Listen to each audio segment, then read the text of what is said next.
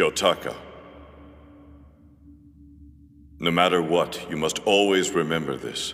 To have great power and refuse to use it to your advantage is something only a fool would do.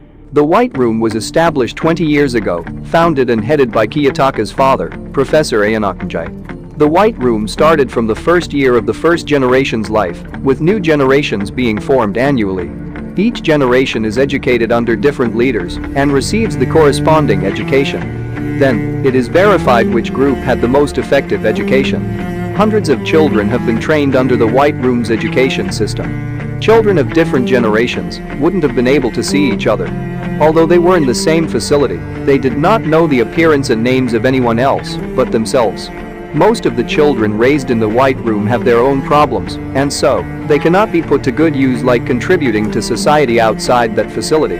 The main aim of the White Room is to have children be nurtured and raised with a complete education straight from birth.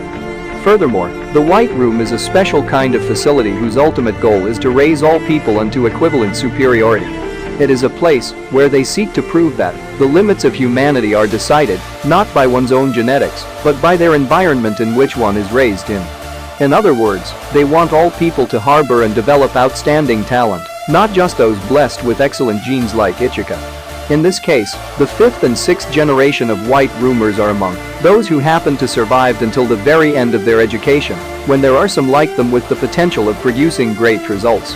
Ichika Amasawa notes how the classrooms, the corridors, are assigned living chambers. Everything was a world of pure whiteness. According to Kiyotaka, during a meeting between him and his father, he had said that the White Room was perhaps the most efficient place in the whole world to raise a human. However, not everything could be taught there, as it was an institution that threw away anything unnecessary to the extremes.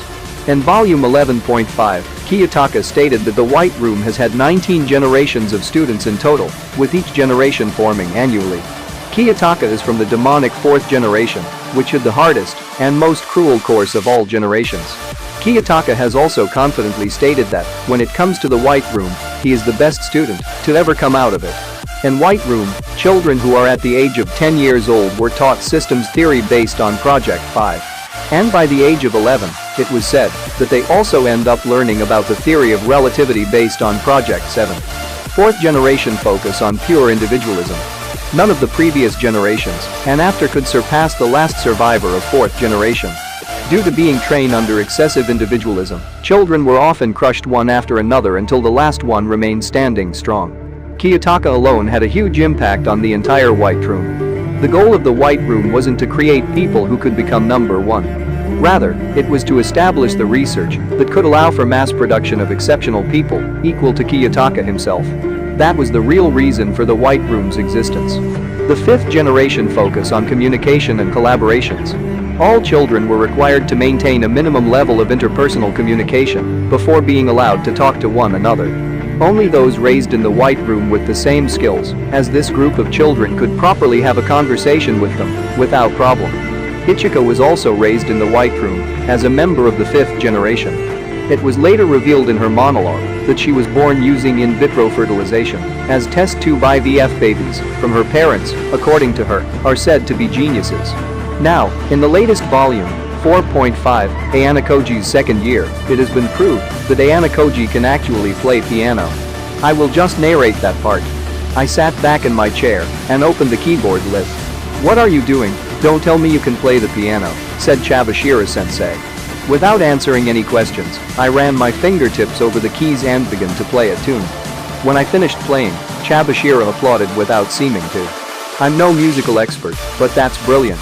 Even with practice, I'll never be able to play at that level. As I recall, the song you just played." And then, in the silent concert hall, there was a sound slightly behind me. Chabashira hurriedly stood up and turned around. "Now, I will see you guys in my next video. Till then, just watch my previous videos."